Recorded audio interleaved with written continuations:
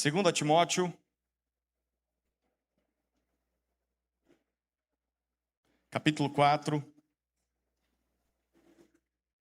versículos 9 em diante será o texto exposto nessa noite. Pretendo ir até o final da carta. Mas a nível de contexto, eu gostaria de fazer a leitura dos versículos anteriores.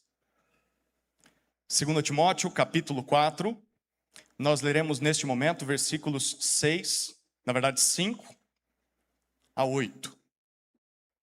E à medida que o tempo for avançando, avançaremos também na leitura do texto. 2 Timóteo, capítulo 4, versículos 5 a 8. Eu leio na Nova Almeida Atualizada, então talvez você vai perceber alguma diferença aqui e ali, mas é a palavra de Deus assim também, tá bom? Acompanhe com fé a leitura da palavra do Senhor. Mas você, seja sóbrio em todas as coisas, suporte as aflições, faça o trabalho de um evangelista, cumpra plenamente o seu ministério. Quanto a mim, já estou sendo oferecido por libação, e o tempo da minha partida chegou.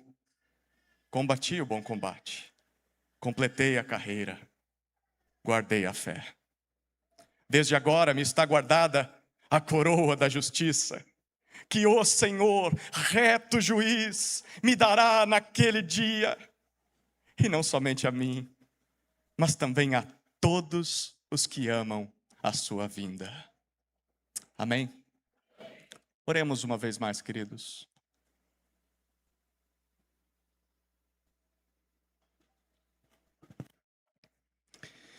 Pai Santo, estamos diante de Tua santa palavra, conscientes da necessidade que temos da condução de Teu Santo Espírito, não só para compreendê-la, mas para crer em suas verdades. Te suplicamos que o Senhor faça isso, à medida em que nos conduz aos pés da cruz, a cruz de nosso Salvador e Senhor Jesus Cristo, onde encontramos redenção. É no nome dele que nós oramos. Amém. Amém. Hoje é o dia do pastor, você sabia? Já deu feliz dia do pastor para seus pastores? Eu recebi algumas mensagens. É tão gostoso receber um abraço, um carinho das ovelhas de Jesus. Eu vim trazer um presente do dia do pastor. Não só aos pastores dessa igreja, mas a toda a igreja. O que um pastor pode esperar receber em troca de um ministério fiel? Não pode apenas esperar, mas deve esperar. Ele é um pastor fiel. O que ele pode e deve esperar? Mas vamos além. E quanto à igreja? O que todos nós podemos esperar ao sermos fiéis no serviço ao Senhor até o fim de nossas vidas? Bem possivelmente você esteja pensando em várias coisas agora, mas certamente você já deve ter servido ao Senhor o suficiente para saber que nem sempre nós recebemos aquilo que julgamos merecer. Nem sempre o retorno das pessoas, as coisas que recebemos, é aquilo que nós esperávamos.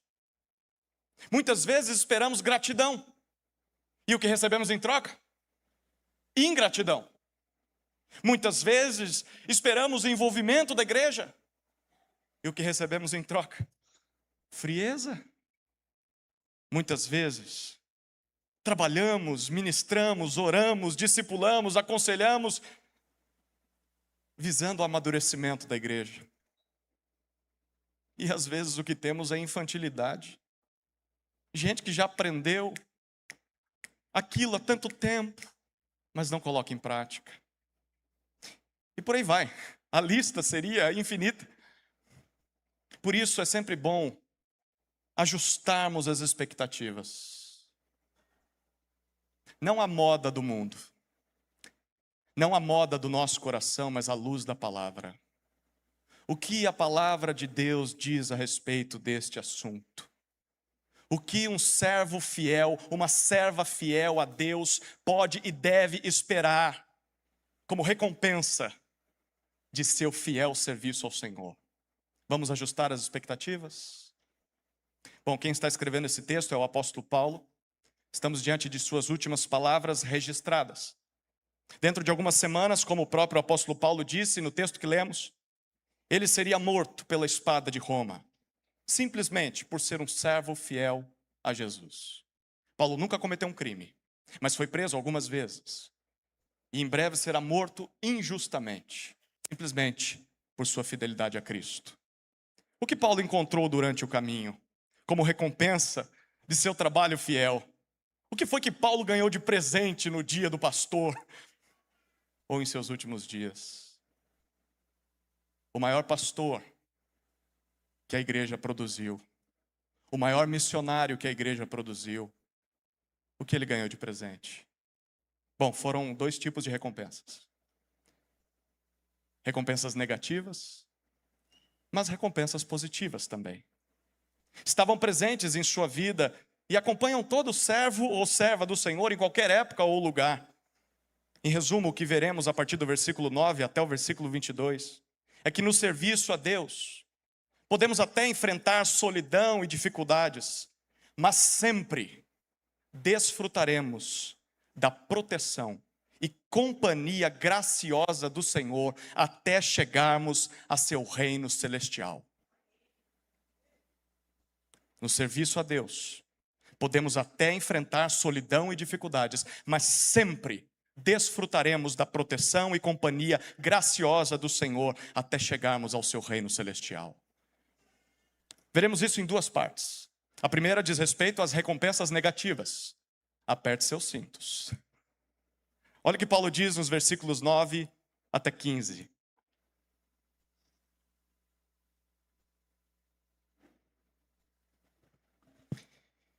Empenhe-se por vir até aqui o mais depressa possível. Porque Demas, tendo amado o presente século, me abandonou. E se foi para Tessalônica. Crescente foi para a Galácia. Tito foi para a Dalmácia. Somente Lucas está comigo.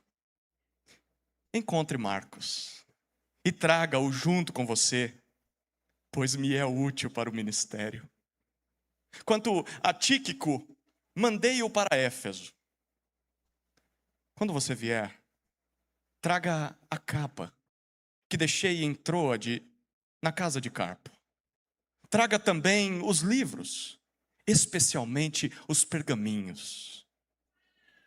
Alexandre, o ferreiro, me causou muitos males. O Senhor dará a retribuição de acordo com o que ele fez. Tome cuidado com ele, você também. Porque resistiu fortemente às nossas palavras. Duas recompensas negativas o apóstolo Paulo recebeu por ser fiel a Cristo. A primeira está nos versículos 9 a 12, e é a solidão. Solidão. Nós vemos um pedido urgente no versículo 9. Se esforce ao máximo, o máximo que você puder para me encontrar o quanto antes. A pergunta é onde Paulo estava? Bom, Paulo estava preso. Bem possivelmente é a sua segunda prisão em Roma. Meados de 66, 67 depois de Cristo. Por qual motivo? Bom, a perseguição aos líderes cristãos encabeçada pelo imperador Nero. E quem é o receptor desta carta? É Timóteo. Timóteo está em Éfeso, na Ásia Menor. Timóteo está cuidando das igrejas da região. Mas Paulo, depois de dar várias orientações nesta carta sobre como Timóteo deveria lidar com o ministério naquela área, Paulo diz: olha Timóteo, tudo que eu disse pode esperar. Pode e deve esperar. Você pode fazer isso em outro momento. Há algo mais urgente acontecendo aqui em Roma. E o que Paulo diz que é urgente é a sua solidão. Ele estava praticamente sozinho na prisão. Por isso, Timóteo, venha o quanto antes. Por 3 motivos. Primeiro motivo, Paulo diz no versículo 10: eu fui abandonado, porque Demas me abandonou. Demas desertou da missão e fugiu para Tessalônica. Quem era Demas? Em uma de suas prisões anteriores, Paulo escreveu as cartas da prisão. Ele escreveu Efésios, Filipenses, Colossenses e Filemão, bem possivelmente do mesmo lugar. Sabe quem era um de seus cooperadores ao escrever as cartas da prisão? Companheiros de ministério, colaboradores presos junto com Paulo. Bom, ele diz lá em Colossenses e Filemão, Demas serviu ao lado de Paulo por tanto tempo, um homem fiel por muito tempo. Mas Paulo diz, este mesmo Demas me deixou. Por quê, Paulo? Porque ele amou o presente século. Algo neste mundo atraiu o coração de Demas, o cativou e o conduziu para longe do Evangelho, resultando em seu desvio. O que pode ter sido? Bom, os comentaristas só podem supor, porque não dá para saber. Paulo não diz. Talvez tenha sido mulheres, talvez o dinheiro, quem sabe a fama, quem sabe a bebida, ou simplesmente, talvez uma vida mais tranquila, longe de Paulo, ser amigo dele não trazia boas coisas. Não dá para saber. Mas o que dá para saber é que algo no mundo foi mais atraente do que aquilo que ele encontrou no Evangelho. O que isso nos ensina? Isso nos ensina que o amor ao mundo é algo perigoso. O amor ao mundo é algo perigoso. Seja lá o que te chame a atenção neste mundo, talvez sejam os prazeres. Talvez o que cativa o seu coração é o sucesso na profissão. Talvez é a curtição, talvez sejam os esportes, o cuidado do físico, a saúde, talvez seja a bebida. Talvez sejam as drogas, talvez a comida seja o seu problema. Você ama demais, talvez a fama, a devassidão. Uma vida tranquila, uma vida de relaxamento, tudo isso tem o poder de cativar o nosso coração e nos afastar do Senhor e do ministério. Cuidado com amor às coisas desse mundo. Mas uma segunda lição que isso nos ensina é que pessoas amarão o mundo e abandonarão ao Senhor. Queridos, se isso aconteceu com Paulo, e certamente Paulo investiu pesado na vida de Demas. Paulo não caminhava com qualquer um por aí. Homens em quem ele investiu, homens por quem ele orou, homens a quem ele discipulou, homens em quem ele confiava. E mesmo tendo um discipulador como Paulo, Demas abandonou o Evangelho. Se aconteceu com Paulo, pode acontecer com qualquer um de nós, queridos. Então não se iluda. E não se assuste quando alguém se desviar. Isso é inevitável. Pessoas amarão o mundo e abandonarão o Senhor. Infelizmente isso acontece. E mais, cuide para que você não seja um destes. Se você está com um pé no amor ao mundo, volte enquanto há tempo. Não continue por esse caminho. O final é trágico. Bom, o segundo motivo do porquê Timóteo deveria vir o quanto antes, ainda é dito no versículo 10 e no início do 11. Paulo diz, eu estou com pouco a companhia. Primeiro fui abandonado por Demas, agora ele diz, Crescente e Tito, homens de confiança, eles provavelmente foram enviados por Paulo em novas missões, na Galácia e na Dalmácia. E ele diz, somente Lucas está comigo. Lucas é aquele companheiro de viagens missionárias. Aquele companheiro das cartas da prisão também, em Colossenses ele é identificado. Lucas é aquele que relatou o que Paulo fez no livro de Atos. Lucas está com Paulo. Perceba, nem toda separação entre crentes, entre obreiros, se dá por desvio. Nem toda separação entre gente fiel a Deus se dá por abandono de uma das partes, mas pode ser simplesmente por necessidades missionárias. Estes lugares que Paulo cita precisavam de pessoas competentes, pessoas confiáveis. E Paulo estava disposto a abrir mão delas ali na prisão, abrir mão das melhores pessoas que ele tinha pelo bem do reino. E nós também devemos estar dispostos. O que importa não é o nome de nossa igreja ser grande, é o nome de Jesus aparecer a este mundo. E se o que temos de melhor para enviar é o que Deus está pedindo, que vá. Pelo bem do reino.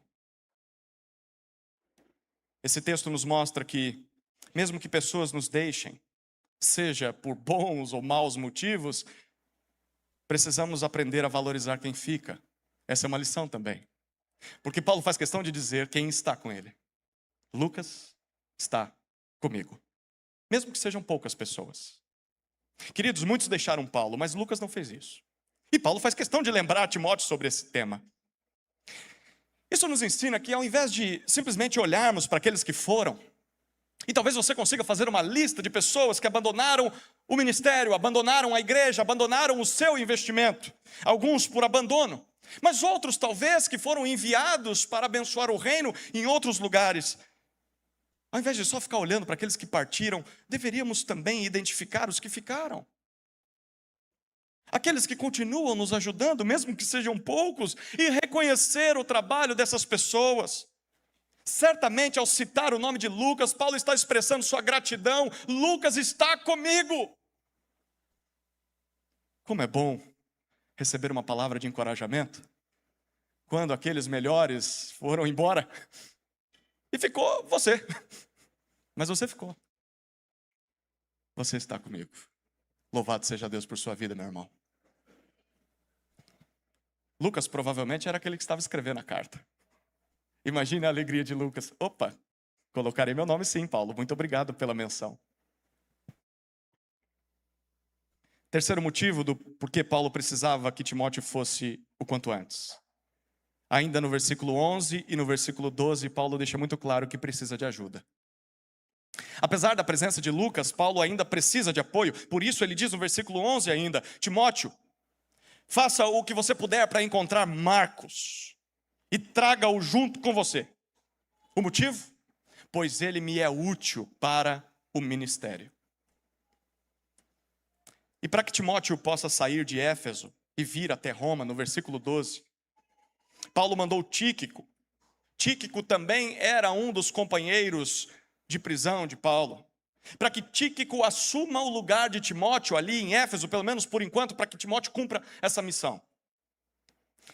Você se lembra de Marcos? Quem é Marcos? Ele também era conhecido como João. João, Marcos. João, seu nome hebraico. Marcos, o nome romano, grego. Marcos é primo de Barnabé. Sim, exatamente aquele que abandonou Paulo e Barnabé na sua primeira viagem missionária. Atos capítulo 13 nos conta isso. Inclusive, por conta desse abandono, nós lemos no texto que Paulo e Barnabé brigaram. Amigos de ministério, Barnabé investiu por muitos anos na vida de Paulo. Eles viajaram por vários lugares pregando o evangelho, mas por causa da situação de Marcos, logo no começo da primeira viagem missionária, Marcos os abandona, volta para casa. E na segunda viagem missionária, Paulo diz, vamos visitar as igrejas que plantamos, e Barnabé diz, vamos, mas eu quero levar o meu primo. E Paulo diz, não, com ele eu não vou não. Não vou. Ele nos abandonou, eu não acho justo. Barnabé bate o pé e diz, eu vou investir nele. Eu não investi em você, seu miserável. E olha o que deu. Eu vou continuar investindo nele. Paulo diz, comigo ele não vai. Então eles brigam. E o texto, no capítulo 16 de Atos, diz que a briga é tão forte, final do capítulo 15, começo de 16, que eles precisam se separar. E bem possivelmente a igreja fica com Paulo. Barnabé some do mapa e nós nunca mais ouvimos falar de Barnabé. Ele vai investir em Marcos, mas nós não sabemos o que acontece. Bom, de acordo com o texto que nós lemos, o que foi que aconteceu? Bom, lá atrás, Marcos não era útil para Paulo. Mas agora ele é. Traga-me Marcos, porque me é útil para o ministério. Queridos, isso já havia acontecido, na verdade, há um tempo, porque Marcos também é citado por Paulo como companheiro de uma de suas cartas na prisão. Em Colossenses capítulo 4, versículo 10, Marcos já estava lá. O que tudo isso nos ensina? Primeiro, queridos, que nunca é tarde para a reconciliação. Nunca é tarde para a reconciliação. No passado, Marcos falhou com Paulo. Marcos o abandonou.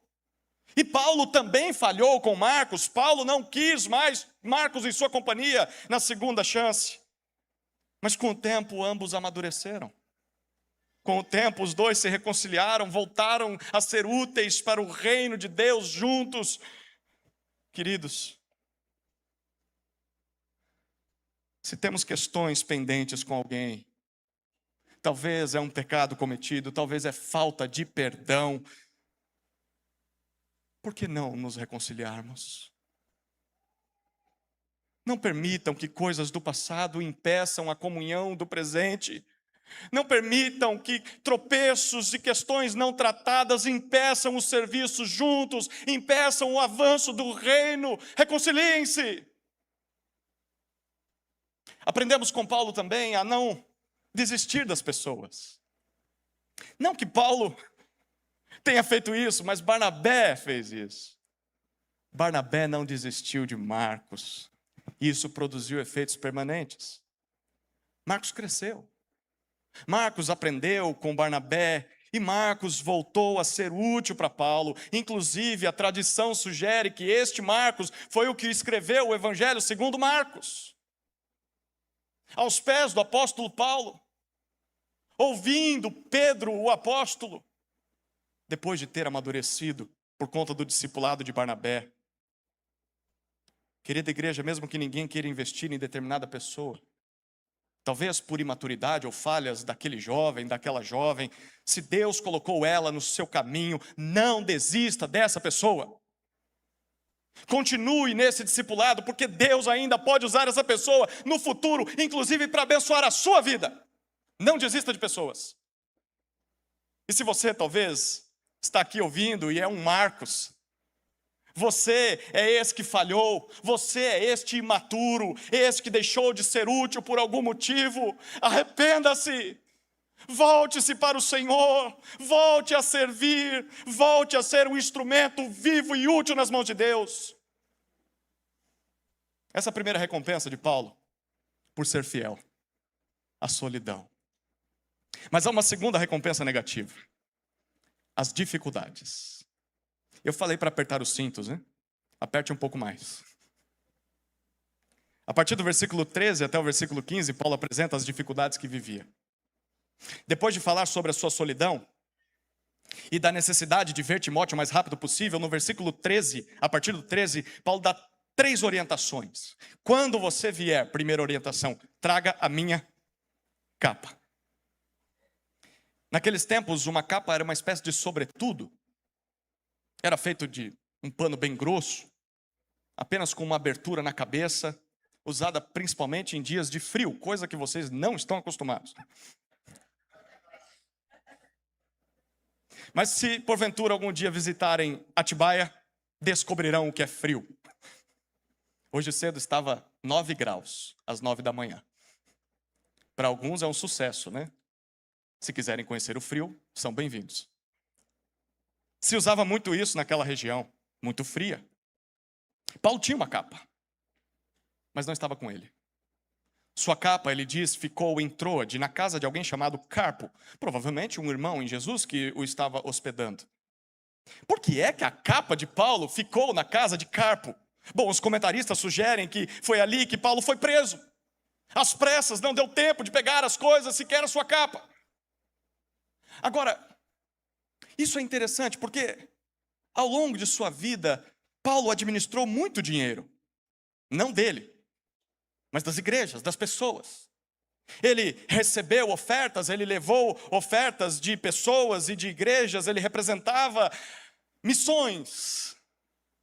Andava com muito dinheiro. Mas em momento nenhum Paulo se aproveitou disso para adquirir posses. Em momento nenhum Paulo comprou várias capas. Ele diz, eu só tenho uma capa e a que eu tenho não está aqui. Queridos, que belo exemplo. Aqueles falsos mestres que temos hoje em dia, os falsos apóstolos de hoje em dia, que só querem enriquecer às custas das pessoas. Paulo só tinha uma capa. Nós veremos que tem alguns livros também. Mas muitos pregadores hoje em dia querem ter casas luxuosas, mansões, vários carros na garagem, relógios milionários, roupas de marca. Quanta diferença, não? Quanta diferença. E por que Paulo quer sua capa de volta? Lembra onde Paulo está? Paulo está em uma prisão em Roma. Não é uma prisão doméstica como foi a primeira vez. Ele está numa masmorra escura, úmida e fria. E o pior, como veremos no versículo 21, o inverno está chegando e o inverno naquela região não é coisa boa. Já parou para pensar nisso? Quero que por um momento você imagine o apóstolo Paulo, o grande apóstolo, o teólogo, o líder, o evangelista, o pregador, o plantador de igrejas, o maior. Paulo foi alguém que terminou seus dias no fundo de uma cela gelada, passando frio, especialmente na velhice. Aqueles irmãos mais experientes relatam que quando chega essa fase da vida, o frio parece doer ainda mais. Que tal lembrarmos disso quando o sofrimento bater à nossa porta, queridos? Que tal lembrarmos dos últimos dias do grande apóstolo Paulo, quando a nossa tentação for achar que nós merecemos passar por algo bom, que nós não merecemos aquela necessidade, eu não mereço essa privação. Isso aqui é incoerente com todo o serviço que eu prestei a Deus. Onde está Deus para me recompensar pelas coisas que eu fiz? Muitas vezes nós ficamos decepcionados porque esperávamos receber algumas coisas boas e elas não vêm. Olhe para Paulo.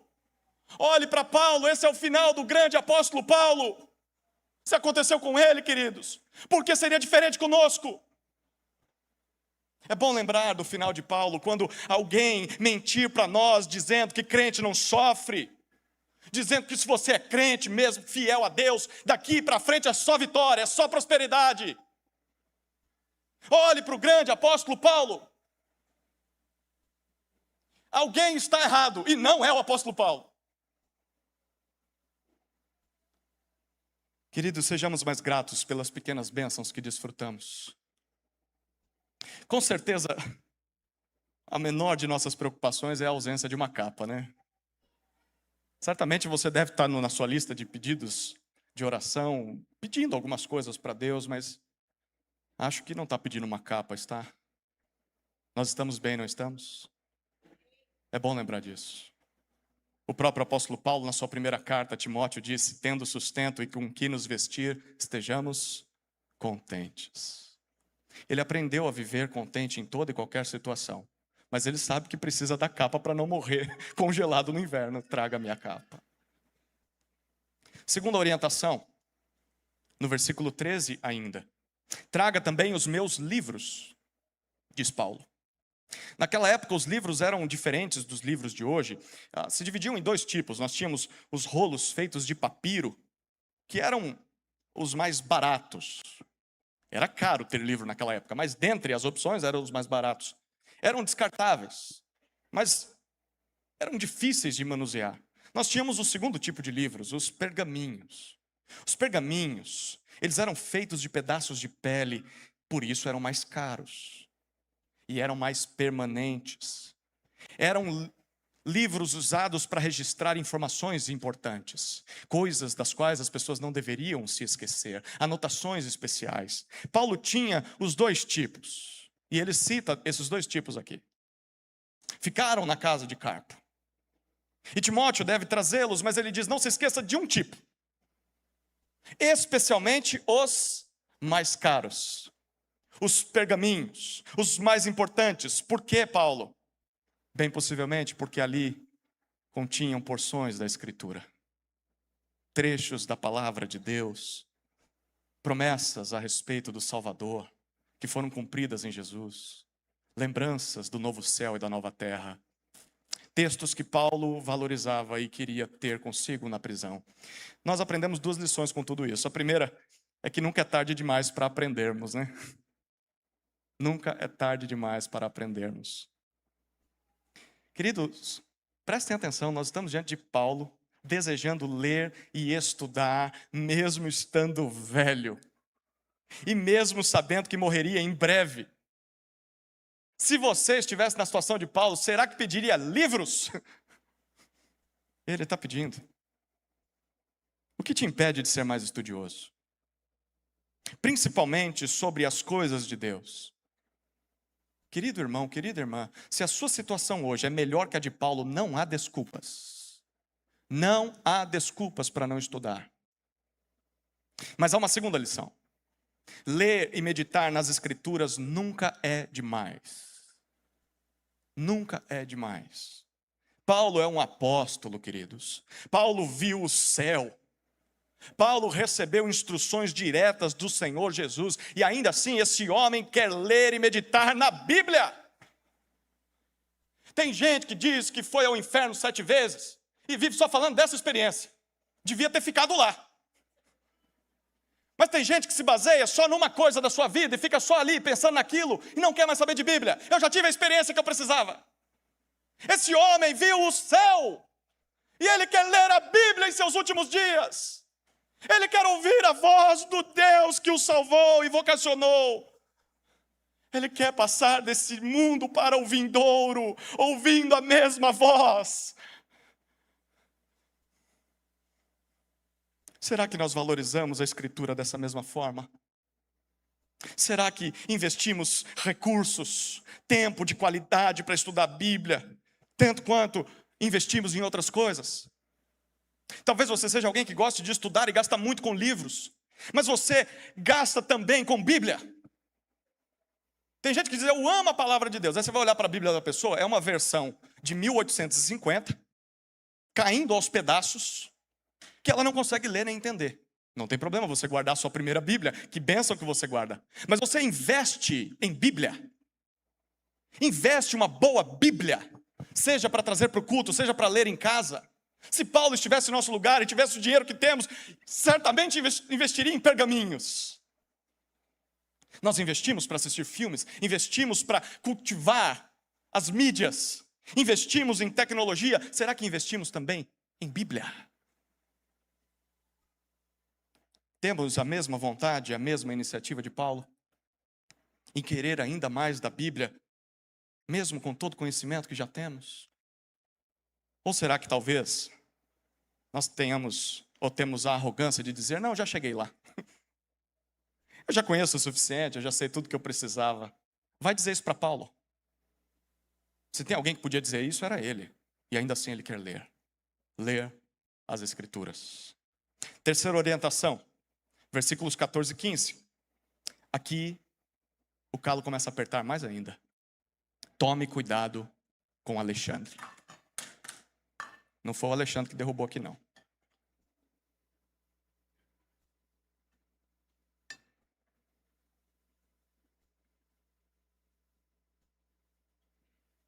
Tome cuidado com Alexandre.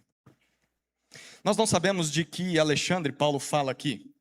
Por 2 vezes esse nome apareceu na história de Paulo, sempre relacionados a Éfeso.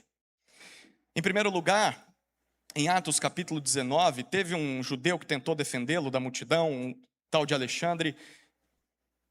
E em 1 Timóteo, Paulo fala de um falso mestre.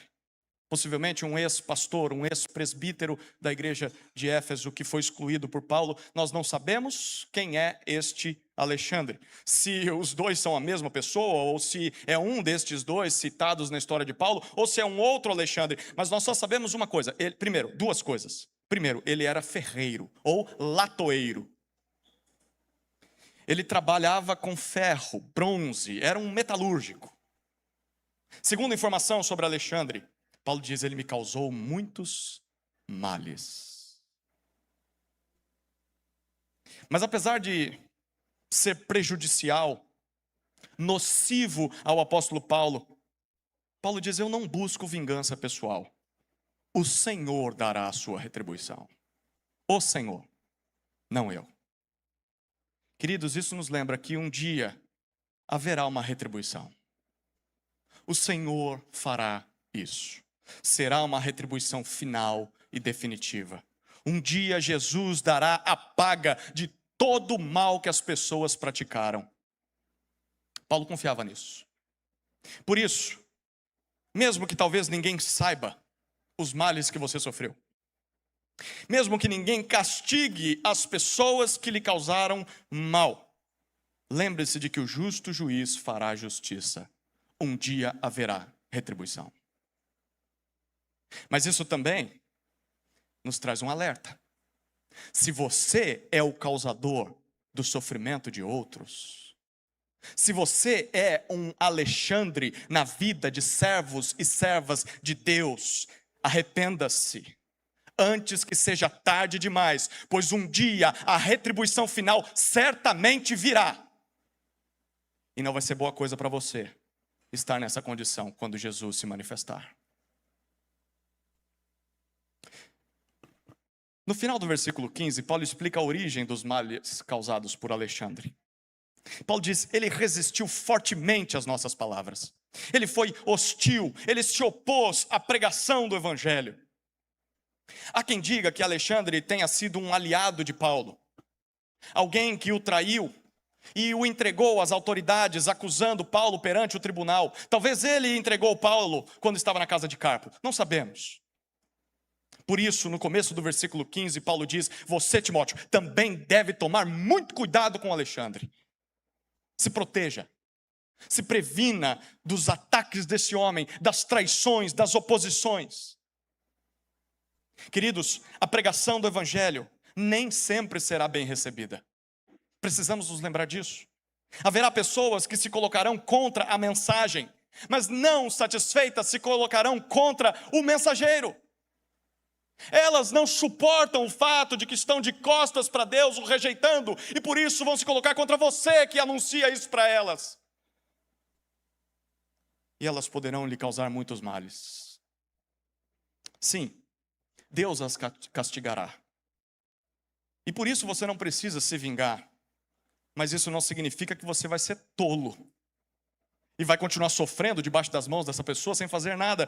Paulo diz: proteja-se, previna-se, identifique os Alexandres de sua vida e se afaste deles, fuja deles. Tome cuidado.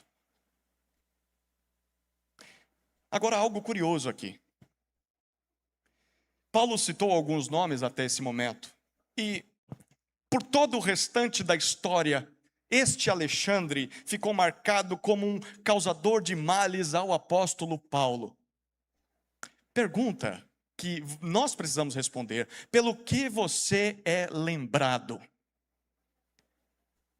Se perguntarem a respeito do teu nome aos seus pastores, o que eles diriam de bate-pronto? A primeira coisa que lhes viria à mente: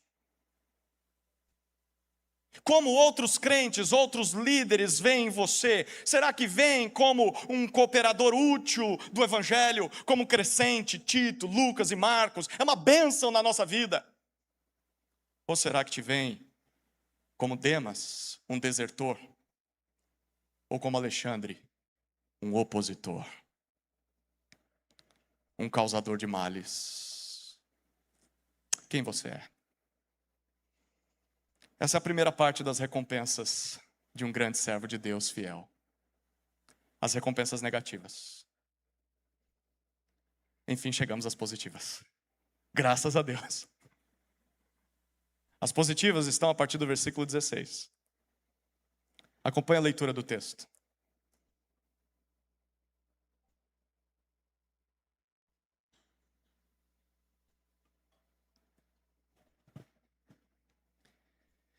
Na minha primeira defesa, ninguém foi a meu favor. Todos me abandonaram. Que isto não lhe seja posto na conta. Mas o Senhor esteve ao meu lado e me revestiu de forças, para que através de mim a pregação fosse plenamente cumprida e todos os gentios a ouvissem. E fui liberto da boca do leão. O Senhor me livrará também de toda obra maligna e me levará salvo para o seu reino celestial. A Ele, glória para todos sempre. Amém. Dê saudações a Prisca e Áquila, e a casa de Onesífero. Erasto ficou em Corinto. Quanto a Trófimo, deixei-o doente em Mileto. Faça o possível para vir antes do inverno. Eubulo manda saudações. O mesmo fazem Prudente, Lino, Cláudia e todos os irmãos. O Senhor esteja com o seu espírito. A graça esteja com vocês. Primeira recompensa positiva do ministério fiel de Paulo foi a proteção. Proteção. Nos versículos 16 a 18 vemos isso. Até agora nós só vimos coisas difíceis, né? Vimos abandono, solidão, traição, oposição, males. Bom, vai melhorar, mas antes de melhorar, piora. Porque no versículo 16, Paulo cita sua primeira defesa perante o tribunal romano. Na linguagem jurídica romana, essa ocasião era chamada de prima actio. Era uma investigação preliminar. A acusação era feita e o réu era interrogado, para que pudesse se averiguar se os crimes eram confirmados ou negados. O que aconteceu nesse dia? Paulo diz, neste dia, ninguém foi ao meu favor. O termo técnico que Paulo usa nessa expressão era para se referir a uma testemunha, um advogado em um tribunal romano. Ninguém foi lá para falar em meu nome, ninguém foi para me defender, todos me abandonaram. Aí essa hora que o escritor peraí. Quem está escrevendo a carta possivelmente? Lucas, ele acabou de falar que Lucas está com ele, somente Lucas está comigo. E Lucas olha e fala, e eu? Eu estou aqui, homem. Lucas estava lá. Mas esse todos, bem possivelmente, significa todos de quem Paulo esperava alguma defesa perante o tribunal. Pessoas que talvez tenham prometido para Paulo, pode deixar, Paulo. O dia que você estiver diante do imperador César, eu estarei lá para falar em seu nome, eu lhe defenderei, eu serei uma testemunha de sua honra, de seu caráter. Talvez Paulo esteja se referindo àqueles de quem ele esperava alguma iniciativa no tribunal. Gente que ele investiu, gente que tinha poder para estar lá, mas ele diz, nenhum deles se manifestou. Nenhum deles sequer apareceu. Imagine-se no lugar deste homem sem ver a luz do dia por muitos dias. E na primeira ocasião em que ele é colocado diante do imperador César, ele olha para o lado e ele não encontra ninguém. Nem uma viva alma sequer para defendê-lo. Certamente Paulo evangelizou advogados. Certamente juízes se converteram através do ministério de Paulo. Mas não há um cidadão romano sequer para defendê-lo perante César. Todos me abandonaram.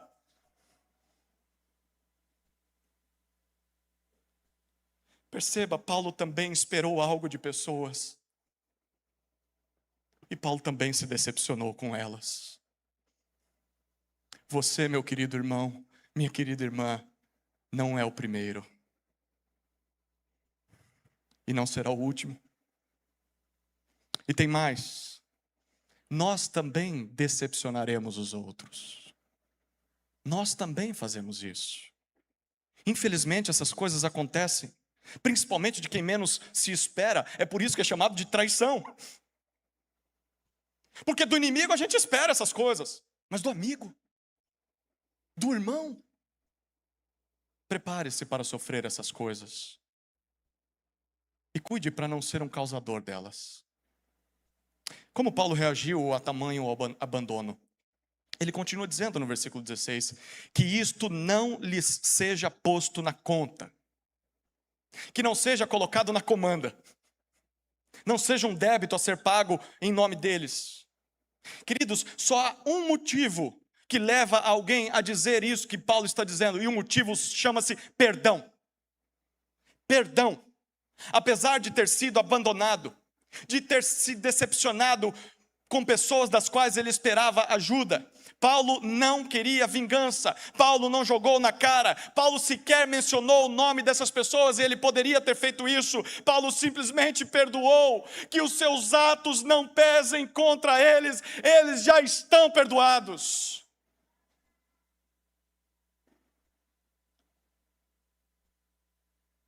O que aconteceria se nós agíssemos mais assim?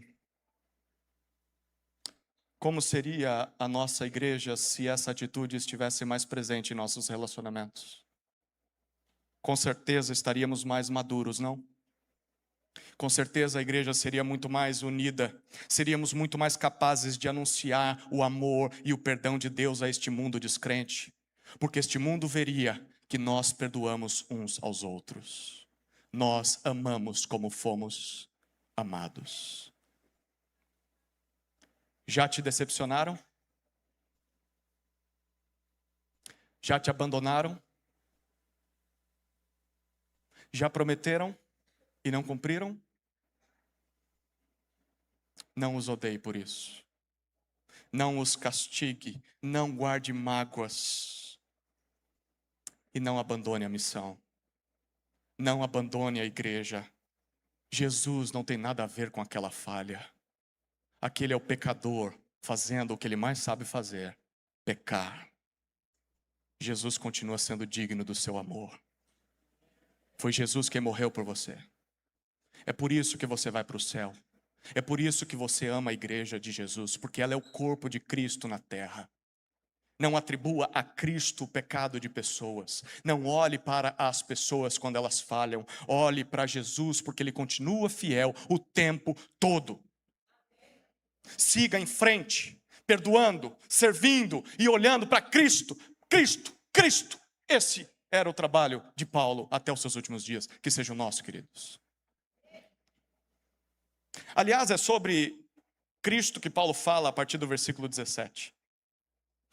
Como ele disse, eu fui abandonado por todos de quem eu esperava alguma coisa, mas o Senhor Jesus me fez 5 coisas. Primeiro, Ele esteve ao meu lado, versículo 17. Jesus esteve ao meu lado. Quando eu fui apresentado perante o juiz e ali estavam os meus acusadores, nenhum olho foi capaz de ver alguém ali para me defender, mas pelos olhos da fé eu vi alguém pronto para me ajudar. Jesus Cristo, o Senhor, estava comigo. Por mais que as pessoas nos decepcionem, por mais que as pessoas nos traiam, por mais que as pessoas nos abandonem, o Senhor Jesus nunca nos deixará. Ele sempre estará lá, sempre. Por isso, queridos, em momentos de solidão, olhe para a presença invisível, mas real, a presença de quem mais importa, no final das contas é a dele, e ele sempre está lá, sempre está. O Senhor não só esteve ao meu lado, segunda ação de Jesus, ele diz ainda no versículo 17, o Senhor me revestiu de forças. Jesus não só se colocou ao lado de Paulo, como o capacitou, o fortaleceu, concedeu habilidade. Para quê? Para que ele se defendesse? Foi isso que ele disse? Não, ele me deu forças para pregar, para que através de mim a pregação fosse plenamente cumprida. A palavra traduzida por pregação aqui é a palavra grega querigma. Querigma era o cerne do evangelho apostólico. Jesus Cristo morreu pelos nossos pecados segundo as Escrituras. Foi sepultado e ressuscitou ao terceiro dia segundo as Escrituras. Esse é o querigma, é o resumo do evangelho. E Paulo diz, Jesus me revestiu de forças para anunciar o evangelho. Eu pudesse anunciar essa mensagem em toda a sua inteireza àqueles que estavam diante de mim, os guardas e juízes romanos. Perceba, Paulo não aproveitou seu momento de defesa perante o tribunal apenas para se defender ou para atacar os seus inimigos. Ele poderia ter amaldiçoado eles, né? Raça de víboras, vocês vão tudo queimar no inferno. Não, ele não fez isso. Paulo simplesmente proclamou o evangelho a todos os gentios, como ele diz no texto. Todos aqueles romanos que estavam diante do tribunal ouviram falar do evangelho. Mesmo fraco, mesmo abandonado, Paulo recebeu forças de Jesus para pregar o evangelho. E querido irmão, querida irmã, isso pode ser uma realidade em sua vida. Já parou para pensar em como a sua situação, por mais difícil, dolorosa, injusta que seja, essa situação difícil pode ser uma oportunidade de falar e testemunhar de Jesus? Quando a dor aperta, quando vem o sofrimento, temos inúmeras oportunidades de falar de Cristo a quem nunca teríamos contato se não fosse a dor.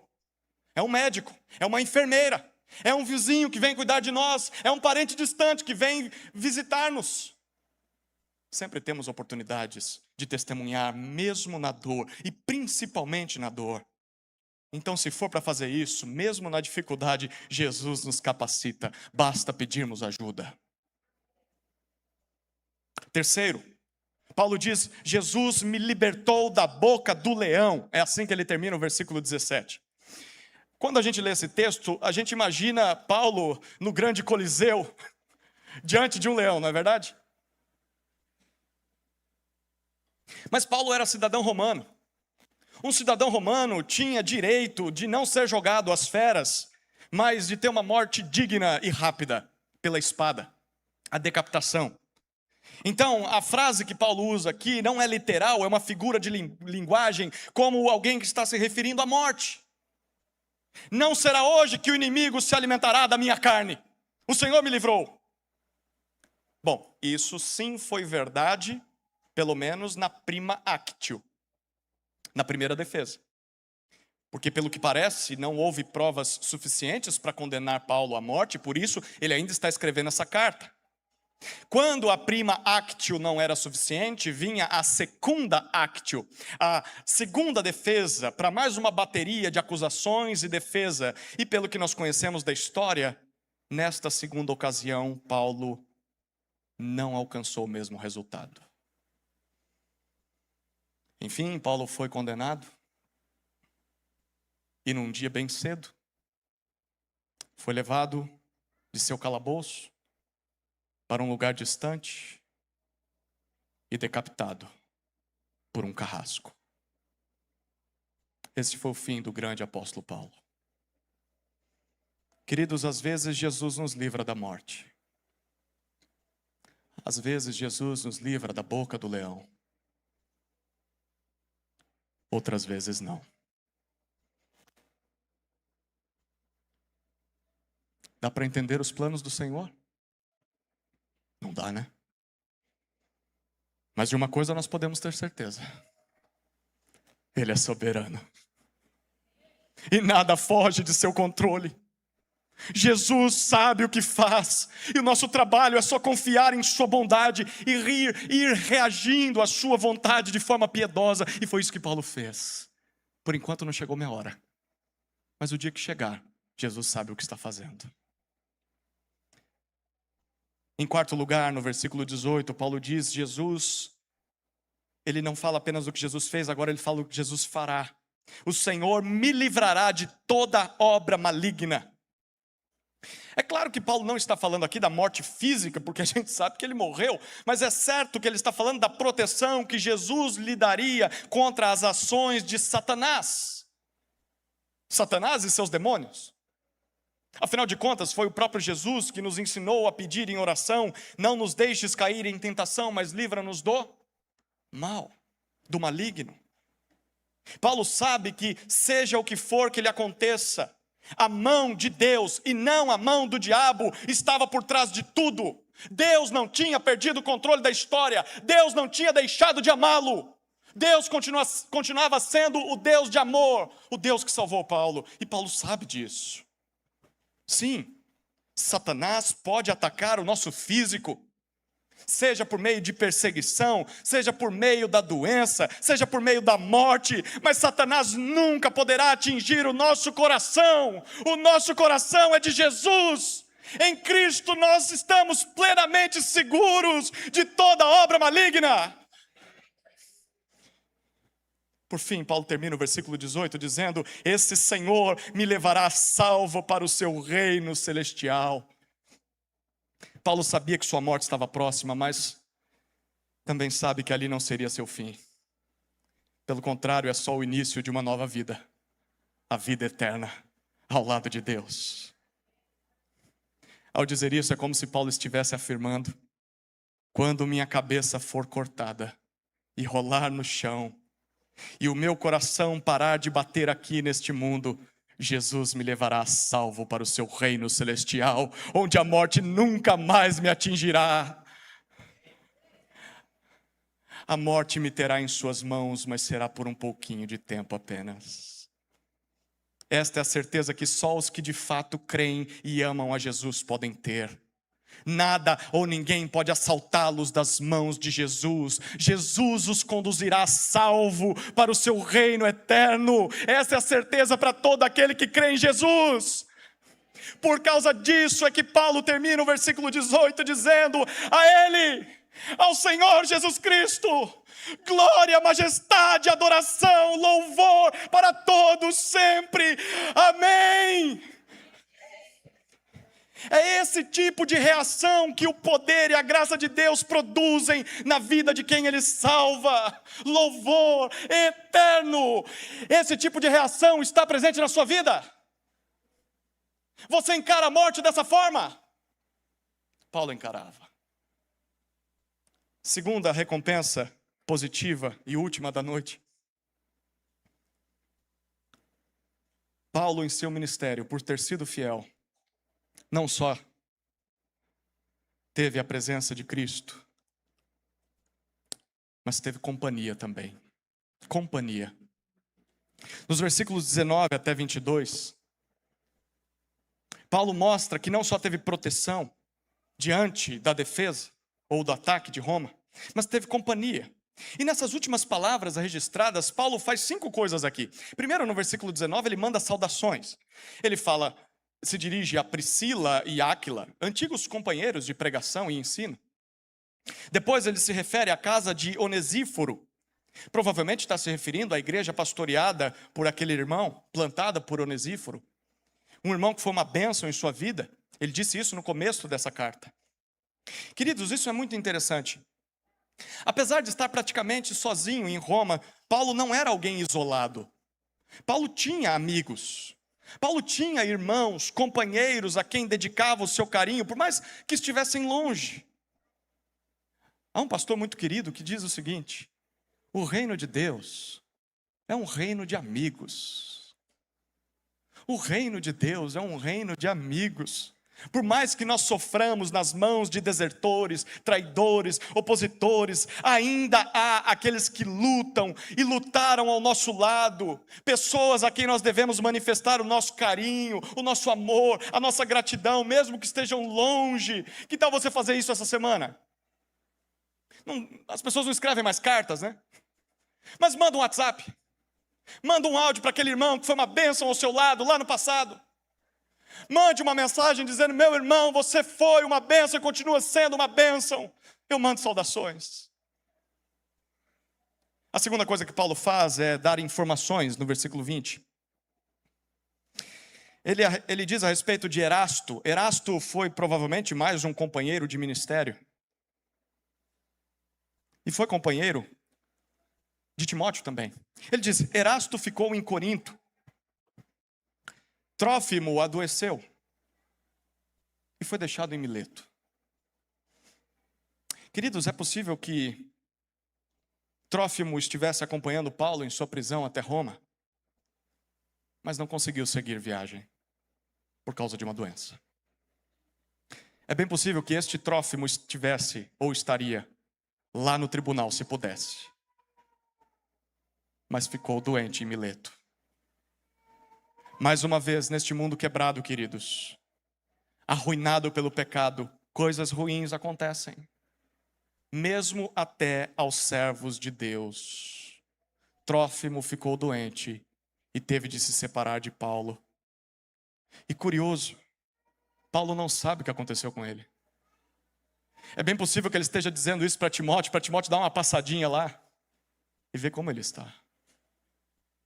Mas isso não significa, queridos, que Deus não nos ama. Quando essas coisas acontecem, como vimos no versículo 18, mesmo que servos de Deus morram, o Senhor os levará salvo para seu reino celestial. O fato de coisas ruins acometerem servos do Senhor não significa que Ele não nos ama, e também não significa que Ele abandonou sua igreja. O que será de nós? O grande apóstolo Paulo está para morrer. O que aconteceu com a igreja? Ela só se expandiu ainda mais. O reino de Deus continua avançando, outros virão no lugar daqueles que ficaram para trás. Queridos, obreiros vêm e vão, mas o reino de Deus sempre avançará. Houve um tempo em que Paulo tinha vitalidade, tinha liberdade, muita mão de obra, e fez um excelente trabalho quando isso aconteceu. Mas agora Paulo já está velho, está fraco, está próximo da morte, e tem pouca gente para ajudar. E o que ele faz? Ele faz o que é possível. Ele abraça onde os seus braços chegam. Ele escreve essa carta, que nos abençoa até hoje. Mas isso, queridos, não significa que o reino de Deus está perdendo terreno. Pelo contrário, após a morte de Paulo, tantos outros líderes e pregadores surgiram, mesmo que sejam menores do que Paulo, tanto que o evangelho, queridos, chegou até nós, e o evangelho continuará avançando depois de nós. O reino de Deus não depende de líderes fortes, não depende de líderes carismáticos, pessoas habilidosas para que avance, porque pessoas vêm e vão. O reino de Deus depende de uma única pessoa, que é eterna, poderosa, inabalável, Jesus Cristo. Jesus Cristo usa pessoas fracas como nós para fazer a sua vontade, e Ele nunca falhará, Ele continuará trabalhando. Por isso, queridos, se Deus nos deu mão de obra, se essa igreja está pulsando de mão de obra, louve a Deus por isso, e trabalhem com o máximo empenho de que vocês têm. Mas se Deus nos deu pouca mão de obra, façamos o máximo que der. Façamos aquilo que Ele colocou em nossas mãos, sabendo que o reino de Deus sempre continuará avançando, com ou sem nós. Ele continuará avançando. Seja fiel no muito ou no pouco. Em terceiro lugar, Paulo faz um apelo no início do versículo 21. Ele diz: faça o possível, se apresse para vir antes do inverno. Por quê? Por duas razões possíveis. Primeiro, por causa do frio. Por isso ele precisava da capa, né? Chega logo, que é capaz de eu morrer de frio antes de perder a cabeça. Mas havia uma segunda razão possível, que é tão importante quanto a primeira. Porque Paulo sabia que estava prestes a morrer. E ele quer ver Timóteo. A segunda defesa poderia acontecer cerca de 3 ou 4 meses depois da primeira. E Paulo sabe que se Timóteo se demorar e o inverno chegar, os portos no Mediterrâneo são fechados. Só se abrem depois do final do inverno. E Paulo sabe que se ele não se apressar, não dará tempo de rever seu querido amigo. É como se Paulo estivesse dizendo: Timóteo, corre, meu irmão, acelera o passo, porque senão pode ser tarde demais, e eu não verei mais a sua face. Eu não poderei te dar aquele abraço carinhoso e apertado que eu gosto de dar. Eu me lembro das tuas lágrimas quando nos separávamos. Eu quero te consolar, meu irmão. Eu quero te ver e ser consolado por você. Pense um pouco mais sobre isso. Paulo sabe que vai morrer, mas ainda assim, ele sabe também que tem um relacionamento de amor com o seu discípulo. Pergunta: quem é que ganharia mais com esse encontro? Paulo ou Timóteo? Bom, se Paulo está prestes a morrer, em breve ele estará com Cristo, que é muito melhor, né? Então Paulo vai se beneficiar desse encontro. Mas se não acontecer, viver é Cristo, morrer é lucro. Mas e Timóteo? Timóteo, se puder estar lá, verá o seu mentor e poderá ser encorajado por sua fidelidade. E ver o seu destino também. E não desanimar no ministério. Não pare, Timóteo. Não desanime, Timóteo. Jesus está contigo, Timóteo. Persevere até o fim. Quanto a você, cumpra cabalmente o teu ministério, porque o meu eu já cumpri. É a tua vez, meu irmão. Queridos, como é bom ter pessoas que se preocupam com o nosso discipulado, não é? Como é bom ter Paulos em nossa vida. Você tem gente assim na sua vida? Tem gente que faria de tudo só para te dar um último abraço? Tem? Se você tem, valorize essas pessoas. Agradeça ao Senhor por elas. Retribua o amor. Retribua o carinho. Imite essas pessoas. Você não tem gente assim na sua vida? Talvez você não respondeu na primeira vez porque não tenho. Bom, não tem. Então você sabe o quão difícil é não ter alguém, né? Então comece a procurar alguém para fazer isso na vida de outros, para investir na vida de outros. Você sabe o que é sofrer sozinho e vai deixar que os outros também sofram.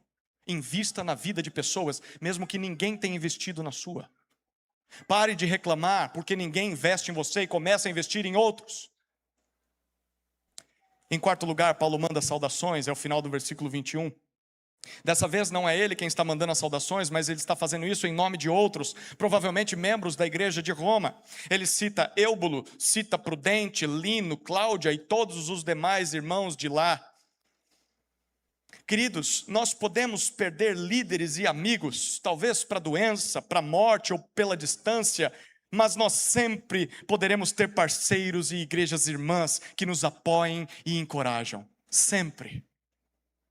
Paulo tinha comunhão com aqueles irmãos e está mandando saudações em nome deles. Precisamos manter comunhão com outros crentes. Precisamos manter comunhão com outras igrejas. Por fim, Paulo apresenta seus desejos no versículo 22. Literalmente, o versículo 22 são as últimas palavras do apóstolo Paulo. E ao longo de toda a sua história, quais seriam as palavras que mais se encaixariam à vida desse homem? Só poderiam ser estas. O que foi que Paulo disse por último? Aquilo que ele desejava, pelo qual ele provavelmente orava que acontecesse aos seus leitores. Primeiro, o que ele desejava a Timóteo: que o Senhor esteja com o seu espírito. Timóteo, com a minha partida você ficará um pouco mais solitário, sim. Mas saiba que isso não significa que você estará sozinho neste duro trabalho que é o ministério. Jesus estará ao seu lado como esteve ao meu lado, Timóteo. Queridos, é isso que nós devemos desejar e orar para que aconteça àqueles a quem nós amamos. É por isso que deveríamos orar para que aconteça com nossos cônjuges, com nossos filhos, familiares, amigos e especialmente pastores. Que em nossa presença ou em nossa ausência, que o Senhor esteja com eles. É disso que eles mais precisam. Por fim, seu desejo, a igreja que Timóteo estava cuidando, aos Efésios. Ele finaliza dizendo que a graça esteja com vocês. Esta não é apenas uma carta particular. Era uma carta para ser lida perante toda a igreja. Que a graça esteja com todos vocês. Graça é a bondade misericordiosa de Deus em ação. É um presente que nós não merecíamos. E em Jesus tudo isso está à nossa disposição. É a graça salvadora de Deus que nos reconcilia consigo mesmo através de seu Filho. É isso que Paulo deseja àquela igreja que provavelmente nunca mais verá seu rosto, porque é da graça que uma igreja mais precisa para seguir em frente, mesmo sem seus grandes líderes. É da graça que uma igreja precisa para cumprir a missão que Deus lhe confiou de fazer discípulos dele de todas as nações. Pastores vêm e vão. Pastores vão para outros lugares ou vão para o encontro com o Senhor, mas a missão da igreja continua a mesma. E a missão da igreja de fazer discípulos de todas as nações pode contar com uma promessa: eis que estou convosco todos os dias, até a consumação dos séculos. A graça do Senhor está com a igreja para que ela cumpra a sua missão, mesmo que o líder passe. É isso que nós devemos desejar e orar uns pelos outros. Ore por você, ore pela sua igreja, para que a graça de Deus sempre nos acompanhe. E qual a melhor notícia dessa noite, queridos? Volte seus olhos rapidamente para o capítulo 2, versículo 2 dessa carta.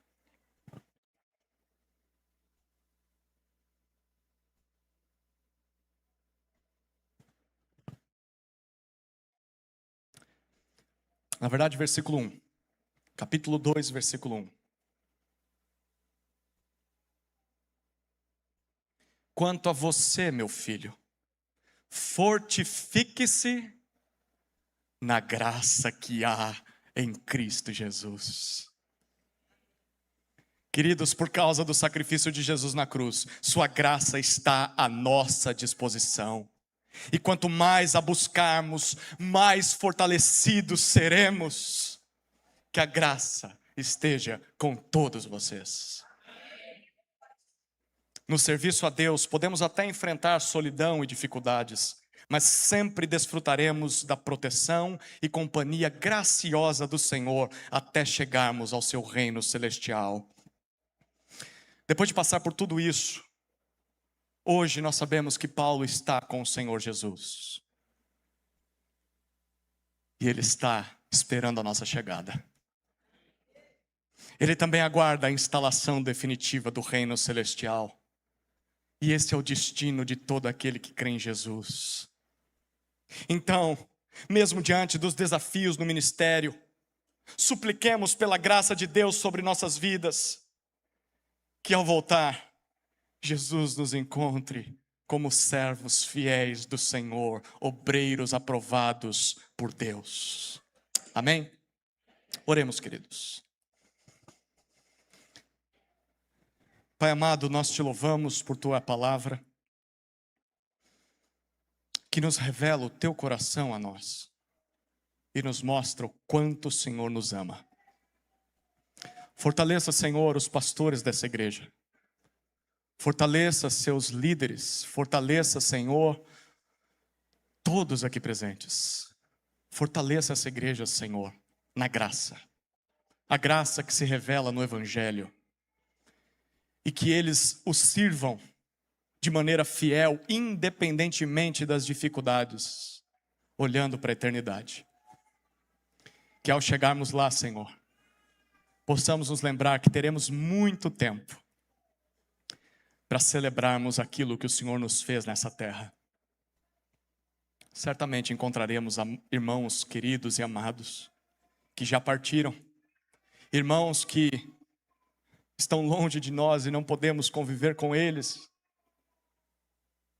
irmãos que gostaríamos de ter mais tempo juntos, mas a rotina não permite. Ah, Senhor, teremos a eternidade inteira para desfrutar de tua companhia e da companhia desses queridos irmãos. Que este dia nunca saia de nossa memória e que possamos dizer como o apóstolo Paulo, possamos dizer em nosso último dia: combatemos o bom combate, completamos a carreira, guardamos a fé. Em nome de Jesus. Amém. Amém.